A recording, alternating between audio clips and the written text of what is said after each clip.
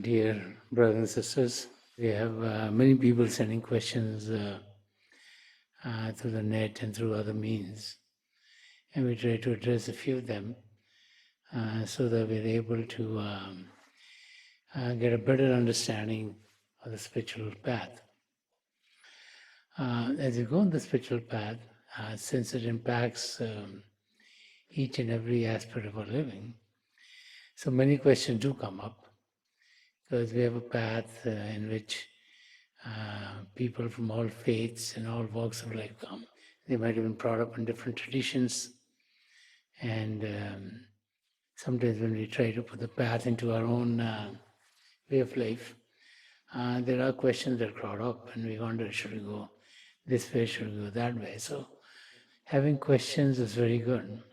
To think that having a question degrade us is not correct, or to think that if we have a question, then maybe others would think, oh, it's a simple question, this person doesn't even know that. That's not the correct way of looking at life. Questions come from our mind. Our mind needs to be satisfied. If our mind is not satisfied, then we will never be able to take steps towards our goal. So having questions is very good, because once we have a question, then we search for an answer.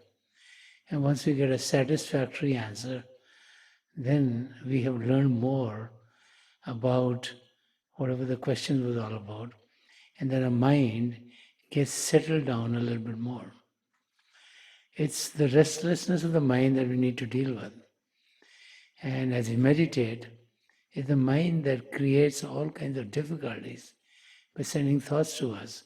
So the mind is stilled. If the questions of the mind are taken care of, then it becomes easier for us to meditate. It becomes easier for us to put the path into our lives. And so having questions is good. And many times what happens is the question of one person answers the questions of many, many others. And so let us address some of the questions that we got through the net in the last week or so. How can we go from fear to fearlessness? Fears come into our life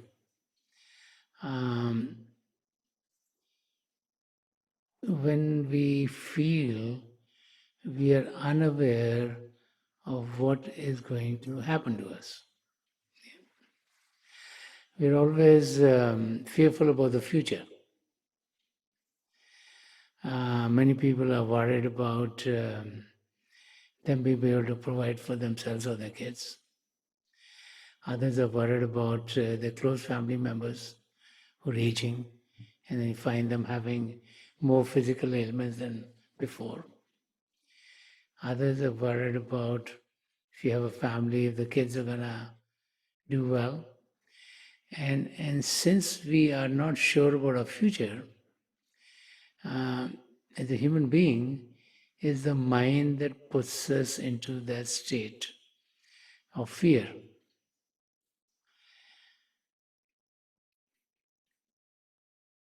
what happens is that we forget who we are, and we forget that there is support that is there for us to lead our lives.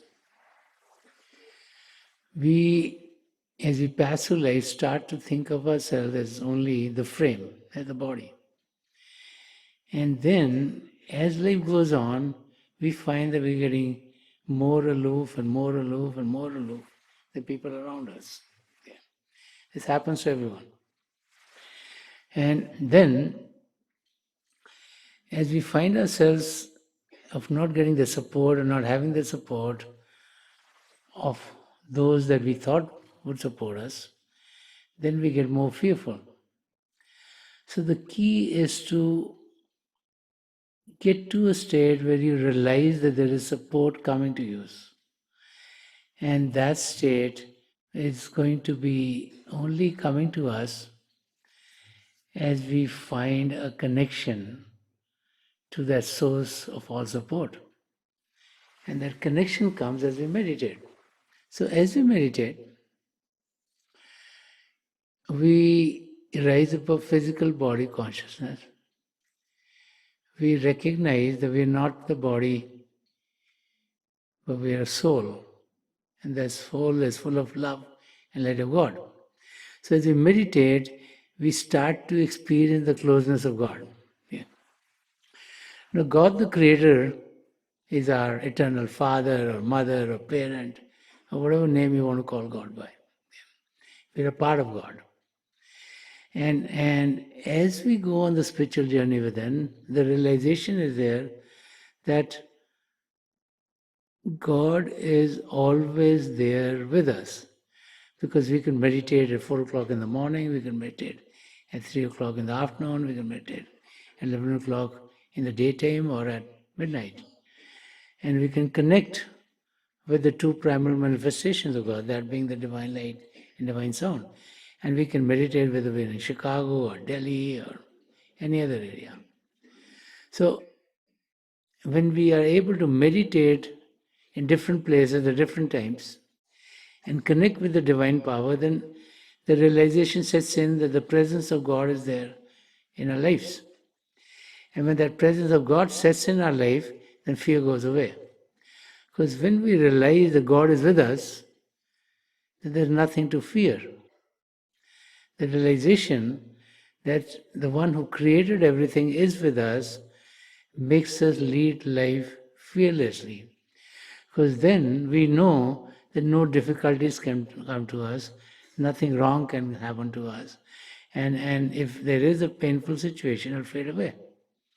That God the Creator is there to take care of us. And so to go from fear to fearlessness, we need to find that connection between our true self, our soul, and God.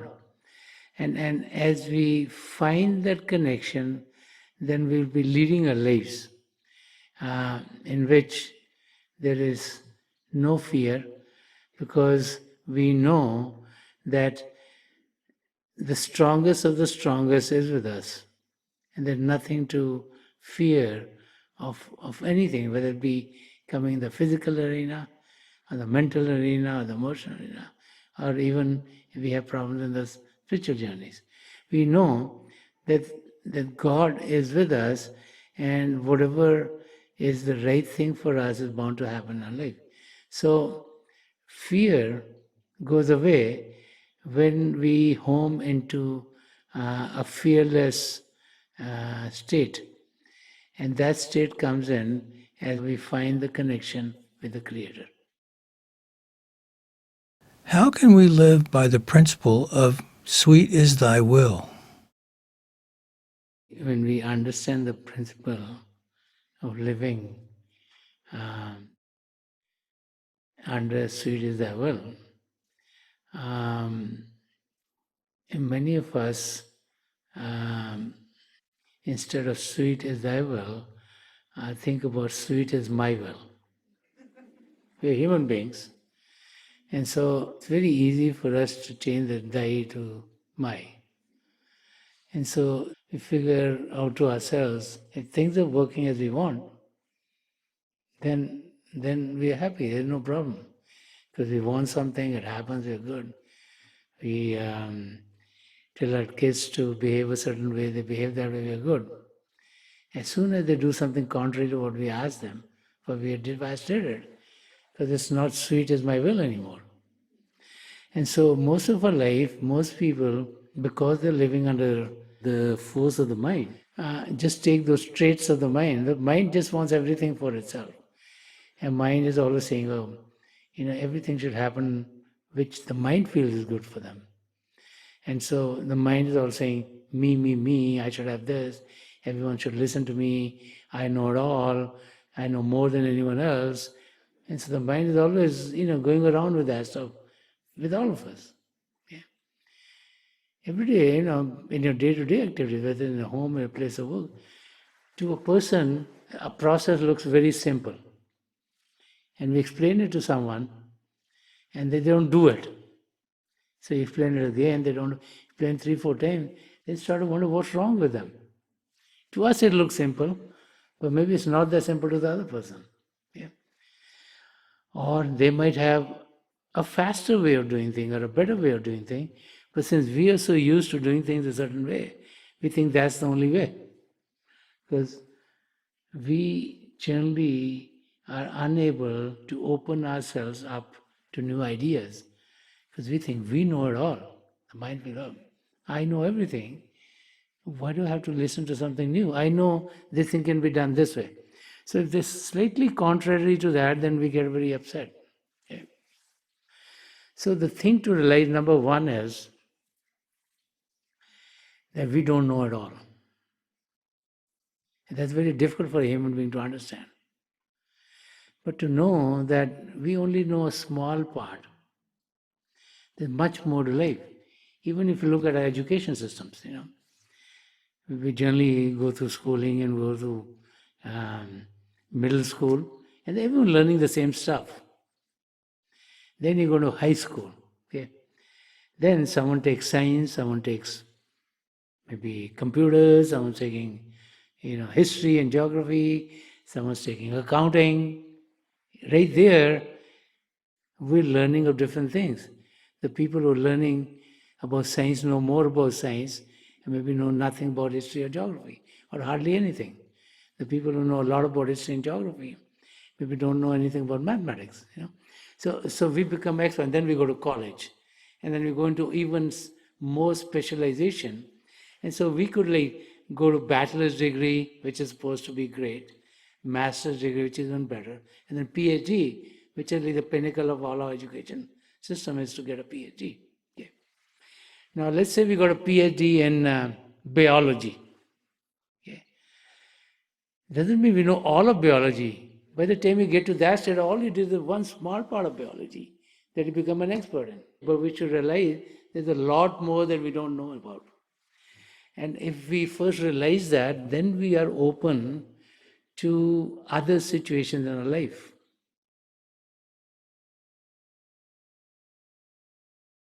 There are, as an example,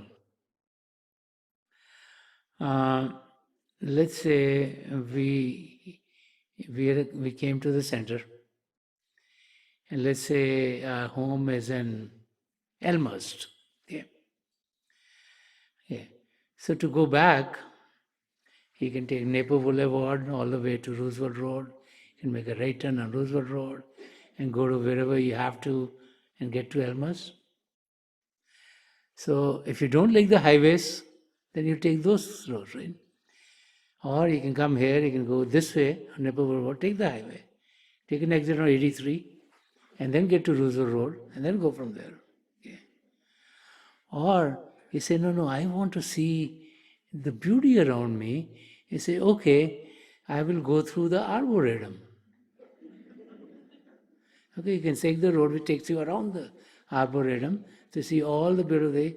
Get into Finlay Road and get to Butterfield Road. I know all that stuff, right? I've been living here many years. Okay? So you can go from there. You have to get to Roosevelt Road finally anyway, okay, to get to Elmhurst. Okay? And so, or maybe North Avenue, even further there. So, but if you're used to taking one road, because you enjoyed, you've taken over the years, or you've tried all these and figured out, no, this is the shortest for me, or this is the best one for me, for whatever reason. If someone else tells you another, says, no, no, no, no, no, that's not the right way, this is the right way. But you need to understand that maybe for that person, they have a different reasoning of taking that. A person who doesn't want to go to the highway wants to go this way, where no highway comes in. Another one says, I would save 5 minutes, let me go to the highway. So it's a different thinking. So we have to be open to different ideas. And once we learn to be open to different ideas, then we can understand the principle of sweet is thy will. We should know that, the example I give is just a small one, but life is very, very complicated. Let me leave it at that. And so much happens in our life, but God is in control. Okay? God knows what's happening. Okay? And so once we have faith in God, it's only then that we start to live under that principle of sweet is thy will. If you only think of life being led by your own understanding, you'll never be happy, because things are going to happen which are beyond our understanding. The capabilities of the mind are limited. It's whatever we programmed into our mind, that's all we know. Let's say I became an electrical engineer. So maybe I know about electricity and computers and this and that. I don't know anything about the medical field or anything. I don't know anything about accounting. But if I understand that, okay, there are experts who know about that, let them figure that out. Let me just figure out what I know about. Then you'll be happy. But we as human beings feel like we know it all. That's our problem. And I think those who feel that they know it all will never be able to be living under that principle. So having faith in God that if things happen contrary, they are still good for us, is what is important. Sant Rajinder Singh Ji Maharaj has written a very beautiful verse to explain this. He says, नहीं जानता कि मैं क्या तुझसे मांगू, जो मेरे लिए है भला चाहता हूँ. He's saying, I don't know what to ask of you, God. Because we're always asking, give me this, give me this. What is prayer? Prayer is like asking God, God, please give me this thing, whether it's physical health, whether it's some gadgets that you want, whether you want the well-being of your family and parents. We're also asking God to have that happen in our life, what we think is good. But we don't realize that our knowledge is limited. So Sant Rajinder Singh Ji Maharaj is saying, Nahi janta ki main kya tujhe maangu. He says, I don't know, God, what to ask, because he's realizing that I don't know it all. And if I ask under my knowledge, it'll be limited. But God knows my past, God knows my present, God knows my future. And so God knows everything about me. And God knows everything about everyone else also. And so God knows what will be good for me. So he says, नहीं जानता कि मैं क्या तुझसे मांगूं, जो मेरे लिए है भला चाहता हूँ. So he says, please give me whatever you think is good for me. And when we start to live by that principle, then we'll find that our life will become happier and happier. Because then whatever happens, let's say there's a sickness or we know it'll pass away. And when you look at life itself, or what has happened to you, difficult periods have come in our lives, but they've all faded away too. It's not that they remain with us forever. The time that we passed through and we made some kind of a decision, and then something else happened and we felt, oh, this decision not good, why did this happen to me? But many years later we realized, oh, that was the right thing to happen. So when we have faith in God, and we know that everything that is happening is under God's will, then we'll be able to live under that principle. How can we maintain balance and equipoise while feeling pain and compassion for the suffering of humanity?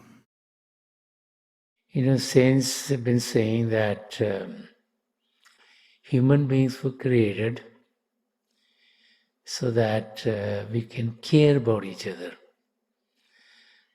There's a saying that comes from the past, which says that if God only wanted lovers of God, then the angels were there already. Okay. because all the angels do is to love God.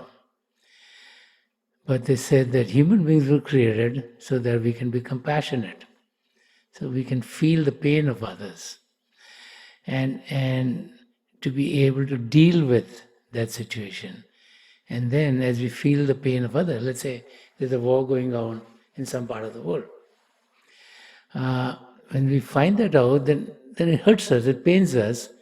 Why are so many people getting killed? Yeah. Is it that someone wants some more piece of land?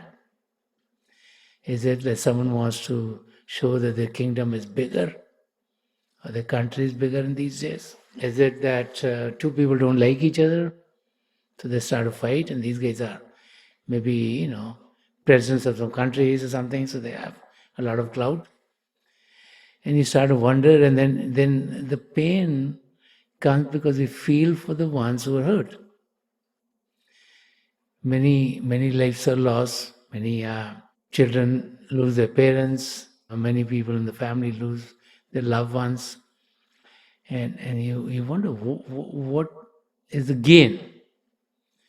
Even if you get a little more land, is it going to make you happy? No, because whosoever you get the land from, they or their children or their other children are never going to forget that. And they're going to come back and have another war. And maybe they become more powerful, maybe they become more in tune with the technology or something. 4, 5, 6 generations later, they come and overturn your next generation. Now, we can't be in a situation that we feel the pain so much that we can't work ourselves, that we get in such a negative state that we can't operate. Because when that happens, then we are not taking steps towards our own goal.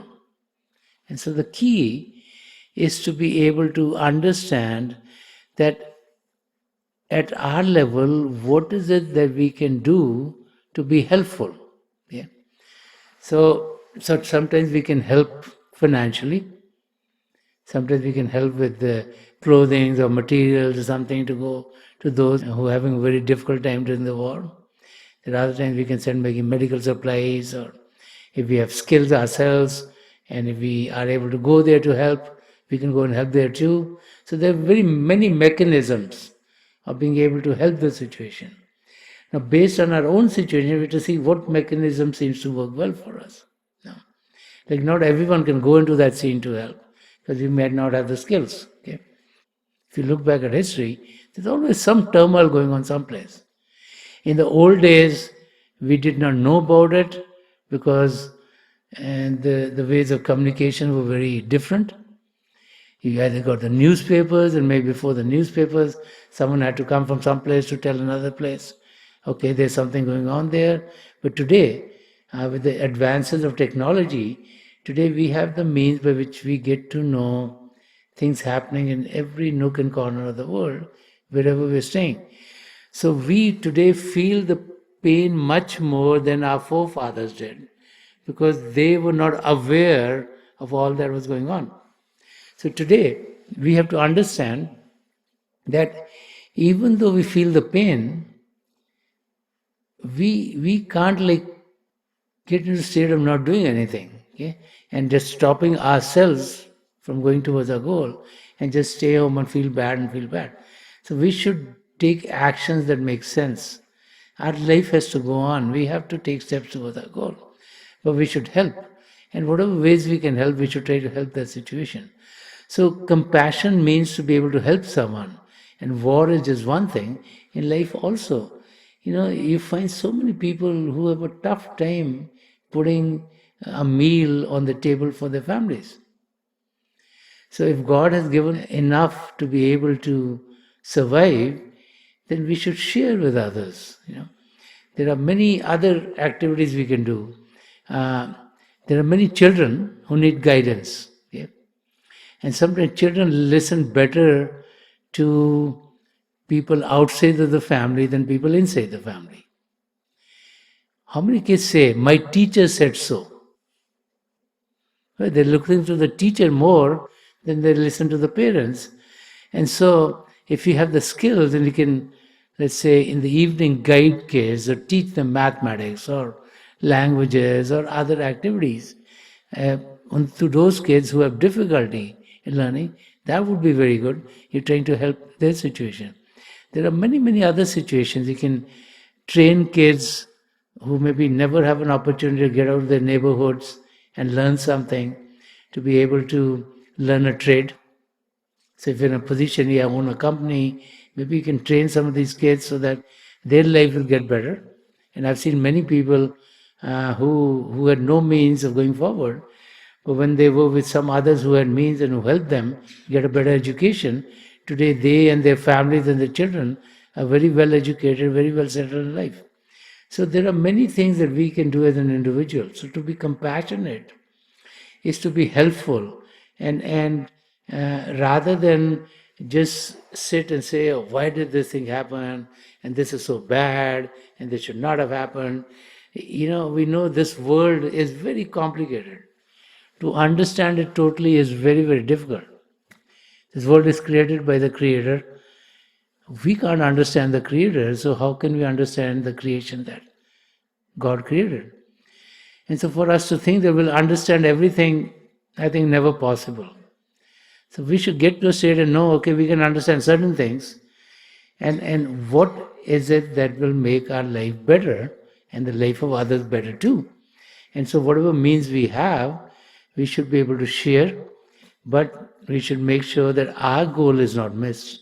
So that our time spent towards our goal needs to be spent. Our time in our meditative practice needs to be put in. Because if we're not doing that, then we are missing out from getting to our goals, and we're getting to a state where we might have to come back in the wheel of transmigration. So let's just meditate for a few minutes. Close your eyes very gently, just like you close them when you go to sleep. Your eyeballs should be straight. Focus 8 or 10 inches in front of you. And those of you few who have been initiated in the mysteries of the beyond, please do your Simran.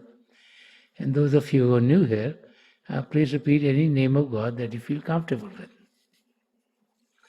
The repetition of God's name should be done mentally and not out loud. Right in front of you, vistas of light will sprout forth. And keep your attention right in the middle of what do we see. Even though in the beginning it might look like the lights are coming and going, there are flashes of light, circles of light. The lights could be of various colors. Over time they stabilize, and then you'll be able to experience many, many other vistas within too. So I pray to God Almighty to help each and every one of us here connect with the divine power, and it's my prayer to the three great spiritual masters of the past century, Hazur Baba Sawan Singh Ji Maharaj, Param Sant Kripal Singh Ji Maharaj, and Dayal Purush Sant Darshan Singh Ji Maharaj, to help each and every one of us connect with the divine light in its effulgence. So we'll sit for a few minutes. I'll be getting you out of this meditative state at that time, and my best wishes are with each and every one of you.